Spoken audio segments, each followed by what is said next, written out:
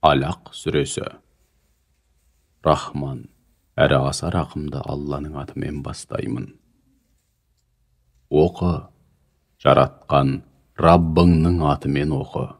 Ол адамды жатырға жабысатын жабысқақ жасушадан жаратты. Оқы, сенің Раббың асқан жомарт. Ол адам баласына қаламмен жазуды үйретті. Адам баласына білмегенін үйретті. Алайда оның мұншама нығметтеріне қарамастан, адам баласы шынында да Раббысына бағынбай, азғындайды. Өзін Аллаға мұқтаж еместей көріп, әйтсе де шындығында өлгеннен соң қайтар жол Раббыңа болмақ. Мына тыйым салып, бөгет болып жатқанды көремісің? Ізгілік пен құштарлықта кемелдікке жеткен құл намазға тұрғанда, намаз оқуына тыйым салып жатқанды көремісің? Бұған не дейсің?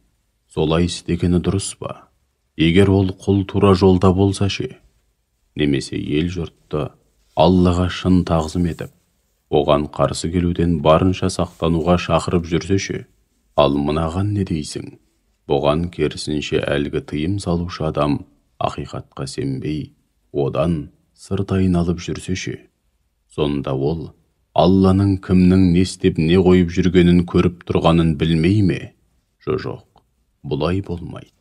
Егер бұл ұстанымынан өзі құлшылық етпеумен қоймай, өзге елдің де құлшылық етуіне кедергі жасаудан қайтпаса, оны кекілінен ұстаған күйде жаһаннамға сүйрейміз.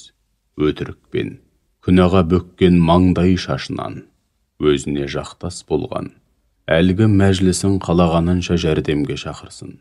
Біз де жаһаннамдағы жауапты періштелер, зәбәнилерді шақырамыз.